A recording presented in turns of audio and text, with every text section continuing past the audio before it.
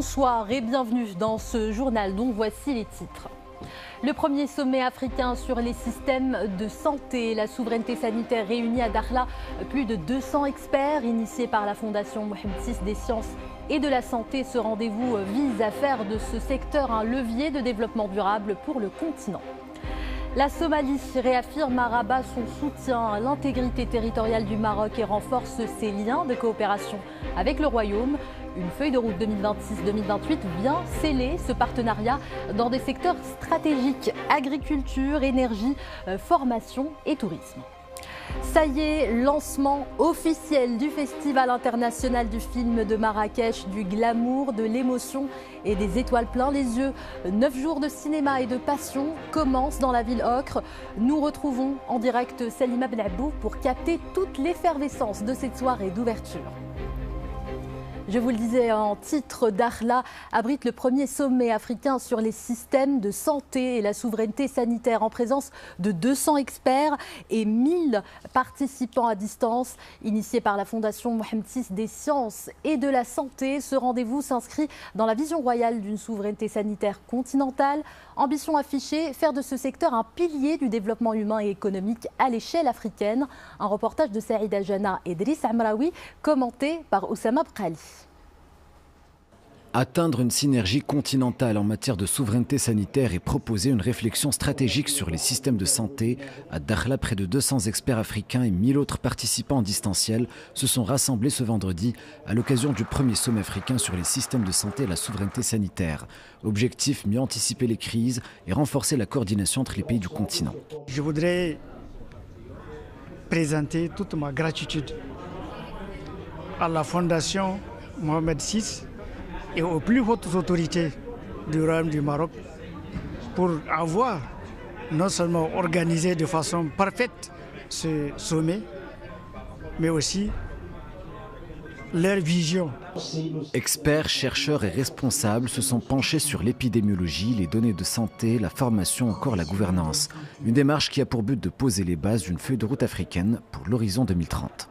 Les orientations royales donc, de Sa Majesté qui veut que la souveraineté sanitaire soit un axe de développement par les Africains, pour les Africains. C'est-à-dire nous allons travailler ensemble, tous les partenaires, que ce soit les politiques, les scientifiques, les chercheurs, les hommes et les femmes donc de terrain, pour faire que tous les Africains aient accès aux services de santé, la qualité, les services, la performance. Ce sommet devrait aboutir à la déclaration de Dakhla, une déclaration qui apportera une vision renouvelée du partenariat stratégique Sud-Sud en matière de santé globale, servant ainsi de référence pour le renforcement durable des systèmes de santé en Afrique. La République fédérale de Somalie réaffirme à Rabat son soutien ferme à l'intégrité territoriale et à la souveraineté du Maroc sur l'ensemble de son territoire, tout en saluant l'adoption de la résolution 2797 du Conseil de sécurité de l'ONU.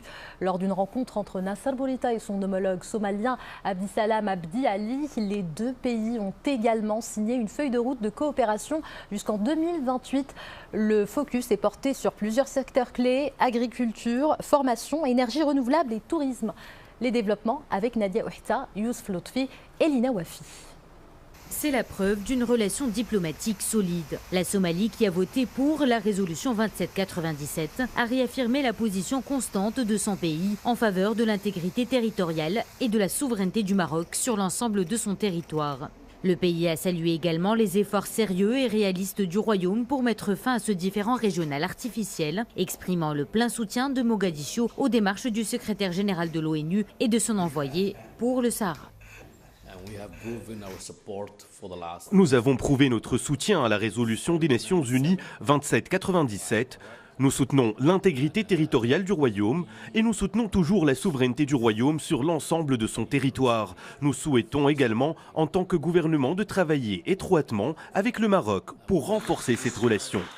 Les deux responsables ont signé une feuille de route pour 2026-2028, réaffirmant leur volonté de renforcer et diversifier leurs échanges, tout en bâtissant un partenariat durable fondé sur une solidarité agissante qui caractérise leurs relations fraternelles. Ce document ouvre de nouveaux horizons en prévoyant des rencontres régulières et le développement d'actions communes dans plusieurs secteurs prioritaires.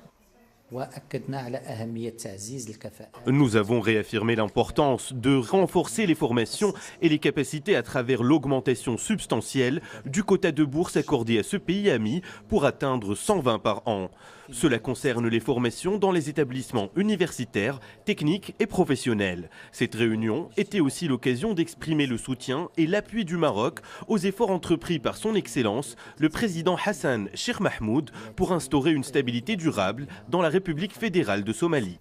Cette rencontre s'inscrit dans la vision commune de Sa Majesté le roi Mohamed VI et du président Hassan Sheikh Mahmoud, portée par une dynamique renouvelée entre Rabat et Mogadiscio et par une ambition partagée d'approfondir une coopération sud-sud exemplaire au service du continent africain.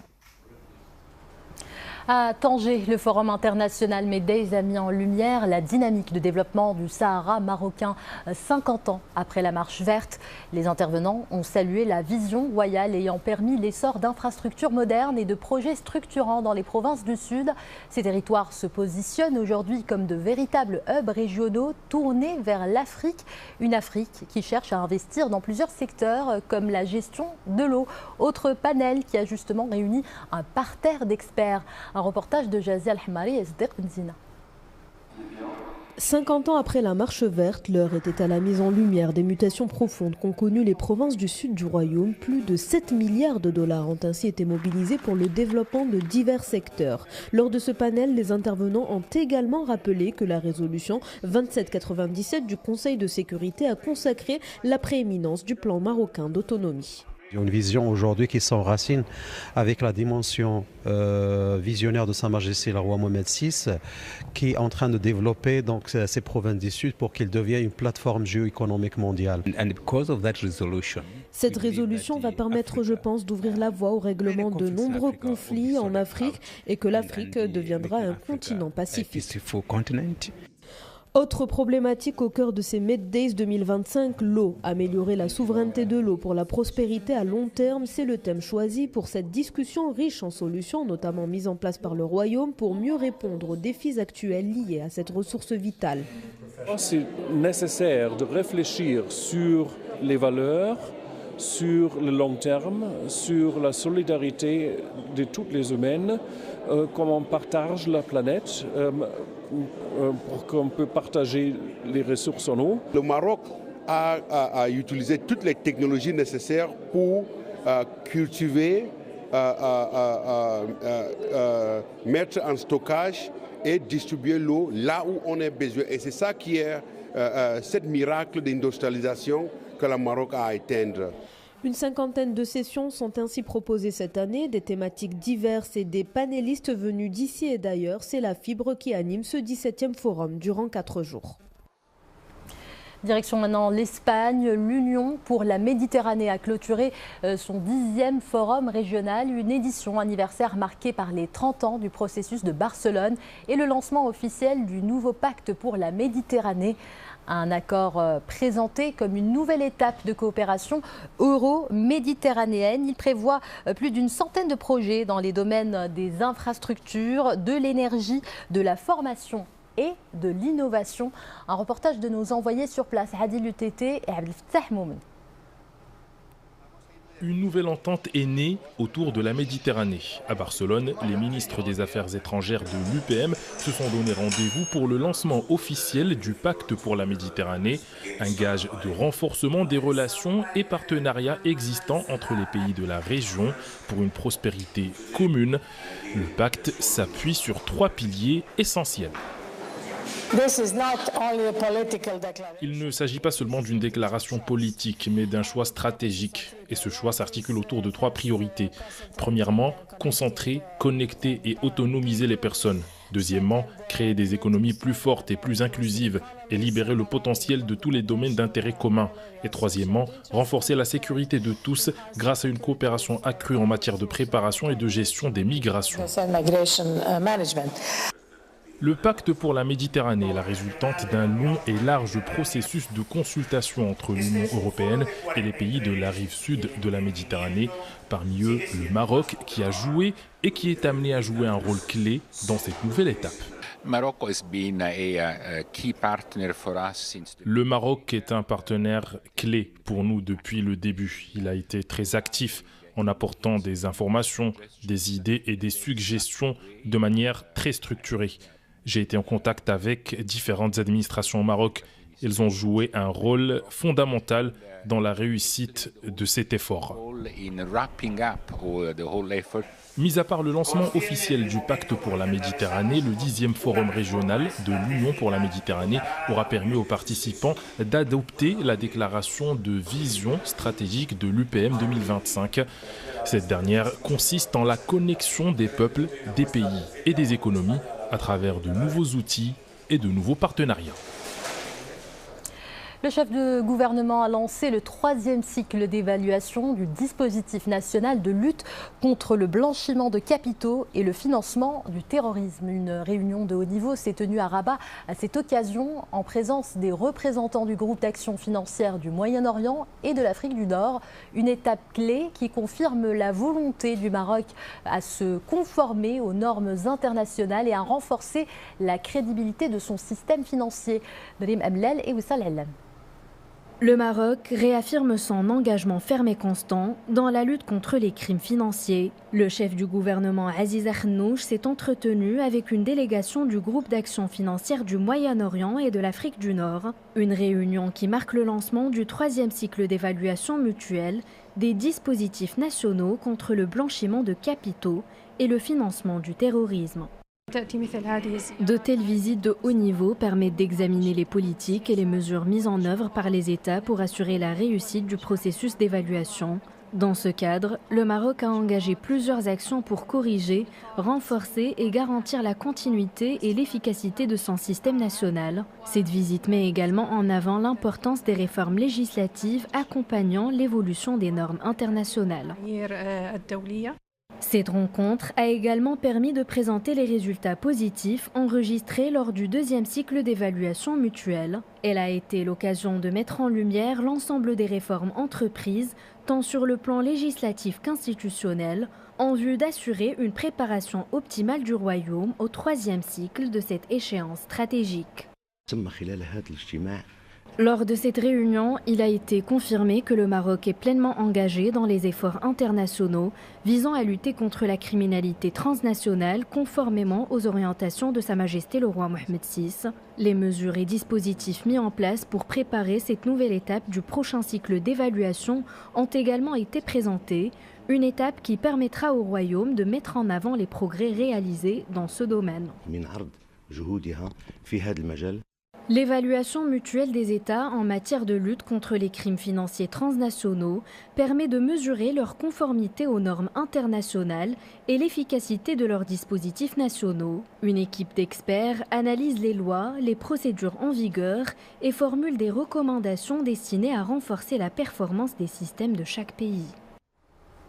Maintenant, cette exposition des coopératives agricoles et artisanales africaines qui bat son plein au Burkina Faso. L'objectif est clair, intégrer les femmes dans les chaînes de valeur et leur ouvrir les portes des circuits formels. Ce rendez-vous met en lumière le rôle central des coopératives féminines pour garantir leur autonomie économique et leur insertion durable. Un enjeu de taille à l'heure où le continent mise sur la ZLECAf, la nouvelle zone de libre-échange, pour ouvrir de nouveaux marchés et créer des opportunités à grande échelle. Mamadou Diaye.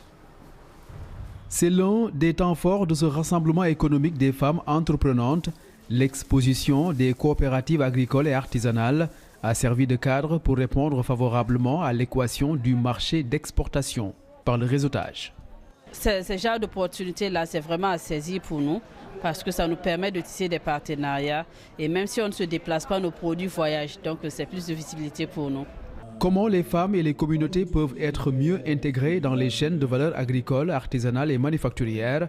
C'est à cette interrogation qu'a tenté de répondre ce panel scientifique Des réflexions dans le sens d'identifier les freins actuels et de proposer des solutions pour renforcer leur structuration, leur compétitivité et leur contribution à l'économie formelle. Nos femmes interviennent beaucoup dans le domaine alimentaire, agroalimentaire. La transformation, on peut dire dans la chaîne de valeur, il commence de la production, la transformation et la commercialisation. Donc il faut qu'on accompagne ces femmes-là. Il faut essayer de ne pas transformer un produit qui est bon, c'est-à-dire l'aliment, le transformer à quelque chose qui devient mauvais pour la santé à 5-10 ans. Le lieu était aussi celui de se projeter dans les perspectives de la zone de libre-échange continentale, la ZLECAf, un marché de 1,3 milliard consommateurs, une opportunité à saisir et qui commence par la mise en place d'un modèle d'industrialisation localement solide et compétitif. Et au Maroc, la campagne de semis d'automne démarre en douceur, portée par les dernières précipitations. Des pluies qui ont redonné confiance aux agriculteurs de la région de Fez-Meknès. Sur le terrain, les céréaliculteurs sont déjà à pied d'œuvre. Préparation des sols, achat de semences et approvisionnement en engrais rythment ces premiers jours de la saison. Exemple dans la commune de Drissa avec Sarah Jabri et Hamza Salhi. Au centre du conseil agricole de Drissa, l'affluence est constante. Les agriculteurs viennent récupérer les semences sélectionnées pour les semis d'automne. Ici, ils trouvent aussi un appui technique. Des conseillers agricoles sont à leur disposition pour les orienter et répondre à leurs questions. Nous restons mobilisés pour répondre à toutes les questions des agriculteurs, que ce soit sur le choix des semences adaptées à leurs activités ou sur la nature de leur sol. Nous leur offrons également un accompagnement afin d'optimiser chaque intervention dès le début de la saison.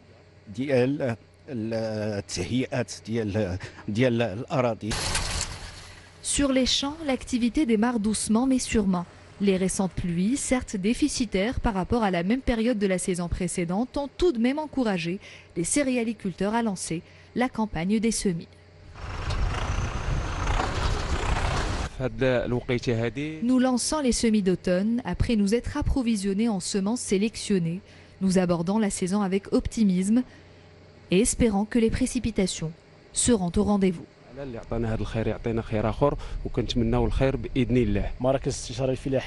Les centres de conseil agricole restent les principaux fournisseurs de semences sélectionnées. Le ministère de l'Agriculture a veillé à assurer un bon approvisionnement du marché avec des prix en baisse par rapport aux saisons précédentes. Les engrais phosphatés utilisés en début de campagne sont disponibles, tout comme les engrais azotés.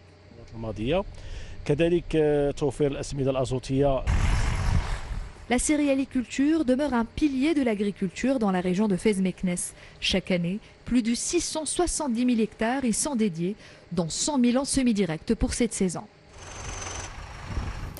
Autre grand titre de ce journal, le coup d'envoi de la 22e édition du Festival international du film de Marrakech. Marrakech qui s'est métamorphosée en véritable capitale mondiale du cinéma.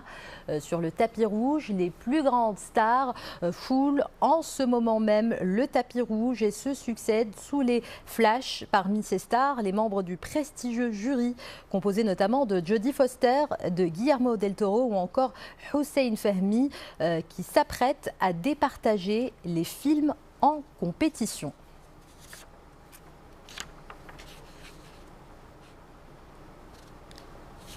Et pour capter toute cette effervescence, celle qui accompagne cet incontournable rendez-vous du 7e art, nous retrouvons en direct de Marrakech Salima Benabou. Bonsoir. Alors, quelle est l'ambiance ce soir pour ce lancement très attendu ? Bonsoir Amina, l'ambiance elle est festive, elle est électrique. Alors je sais, on ne dirait pas comme ça, mais je peux vous assurer qu'il y a moins de 20 minutes, une pluie de stars a déferlé sur ce tapis rouge pour se diriger vers la salle principale du Palais des Congrès. Alors on a pu apercevoir sur ce tapis rouge Bong Joon-ho, qui est donc le président de ce jury de cette 22e édition. Bong Joon-ho, à qui l'on doit des chefs-d'œuvre du 7e art, et pour n'en citer qu'un, bien entendu, Parasite. Alors Bong Joon-ho, pour la petite anecdote, il aime bien se faire appeler directeur Bong. Bandung et c'est ainsi que nous lui avons tendu notre micro il y a quelques instants. Alors le FIFM, c'est évidemment la compétition officielle, mais c'est aussi d'autres moments très attendus, des hommages qui vont être rendus tout au long de ces 9 prochains jours à des monstres du cinéma parmi lesquels Jodie Foster. Je peux vous dire que Jodie Foster, quand elle a foulé ce tapis rouge il y a moins de 30 minutes, l'effervescence, elle est montée d'un cran.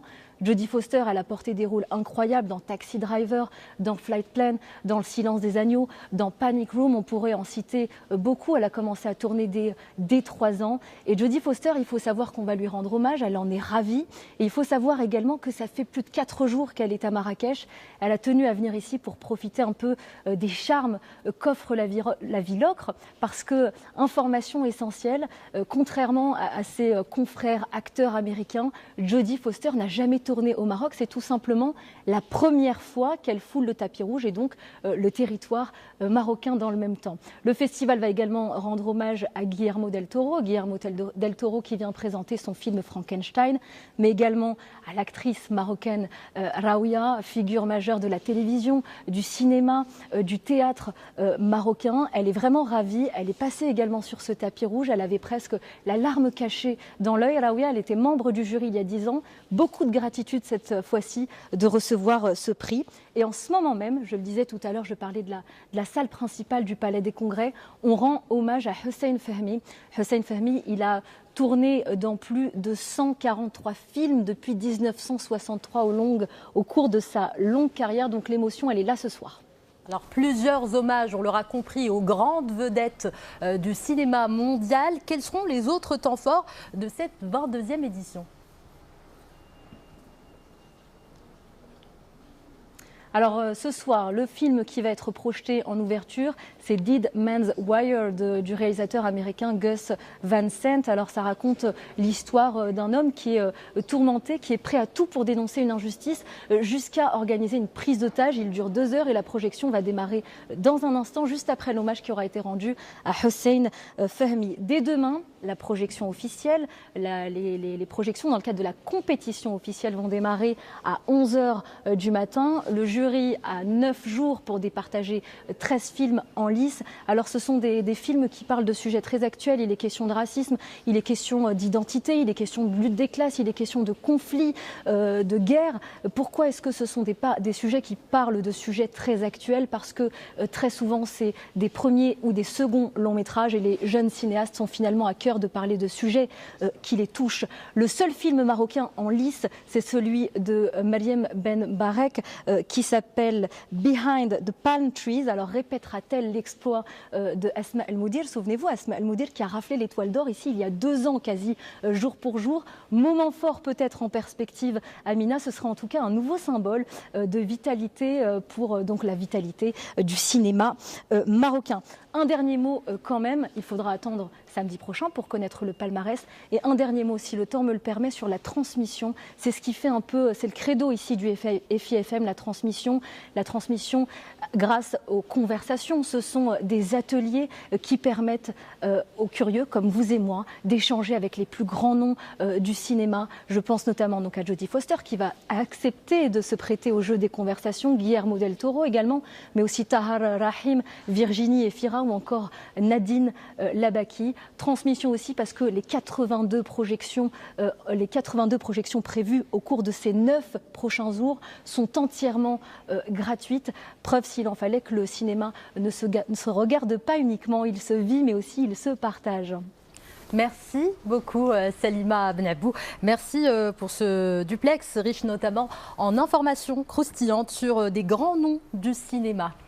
Une autre célébration, une célébration gourmande cette fois au parfum méditerranéen s'invite à Casablanca. La métropole accueille la semaine de la cuisine italienne dans le monde, événement porté par le consulat général d'Italie. Au programme, créativité, tradition et passion, orchestré par un duo de chefs, Giorgione et Ayoub Ayash lors d'un show culinaire inédit. Oussama Bkali. Un geste précis, sûr, presque chorégraphié. Et dans ce geste, il y a tout un voyage. La pizza s'extrait du four, comment faire remonter une mémoire. Un jeune Marocain devenu maître pizzaiolo à Naples, qui revient aujourd'hui partager sa passion là où son histoire a commencé. Del pizzaiolo Pour remporter le trophée à Naples, il faut être très exigeant. Si on ne sait pas travailler de A à Z, on ne peut pas gagner. Je suis allé à Naples très jeune et j'ai appris aux côtés de grands chefs avec qui j'ai également travaillé. Et grâce à de nombreuses années de préparation, j'ai pu réaliser mon rêve et remporter le titre de meilleur pizzaiolo au monde. Et ce soir, son talent accompagne une farandole de saveurs italiennes. Une calamarata au potiron, douce comme un soir d'automne, ou encore des boulettes de viande à l'ancienne, parfumées et réconfortantes. Des plats humbles, sincères, qui racontent autant l'Italie que ceux qui les préparent. Casablanca est un endroit merveilleux. Je suis arrivé ici pour la première fois et je dois dire que j'ai reçu un accueil formidable, particulièrement de la part du consul qui m'a invité parce qu'il connaît ma manière de raconter des histoires, le fait que j'essaie toujours de créer un trait d'union entre la cuisine, la convivialité, l'envie d'être ensemble et de dépasser toutes les barrières. Si ces gestes résonnent si fort ce soir, c'est parce qu'ils s'inscrivent dans la semaine de la cuisine italienne dans le monde. Une célébration internationale portée par le Consulat général d'Italie et la Dante Alighieri. Une semaine pour rappeler que la cuisine italienne n'est pas qu'un patrimoine, c'est un langage culturel, durable, vivant, qui s'enrichit au contact des autres. Ici, nous célébrons la cuisine italienne sous toutes ses formes. Alors pourquoi ne pas la célébrer aussi à travers une personne qui unit les deux pays, qui crée des ponts? En l'occurrence, un champion du monde de la pizza napolitaine qui, pour votre bonheur comme pour le nôtre, est marocain. Pour nous, c'est un orgueil de pouvoir réunir ces gens de nationalités différentes avec lesquels on partage de la musique italienne et des plats italiens. Le temps d'une soirée à Casablanca, l'Italie et le Maroc se sont rencontrés non seulement dans les discours, mais également dans les saveurs, dans une pizza, dans un plat de pâtes ou encore dans un dessert au chocolat, un sourire est échangé. Parce qu'en cuisine, on ne partage pas seulement un repas, on partage également un peu de soi. Il me reste à vous rappeler l'une des principales informations de ce journal. Le premier sommet africain sur les systèmes de santé et la souveraineté sanitaire réunit à Dakhla plus de 200 experts et 1000 participants à distance, initié par la Fondation Mohamed VI des sciences et de la santé. Ce rendez-vous vise à faire du secteur un levier de développement durable pour le continent. Voilà, c'est la fin de cette édition. Retrouvez Bouchra Raif à 20h45 pour Al Masaïa. Excellente suite des programmes sur 2M.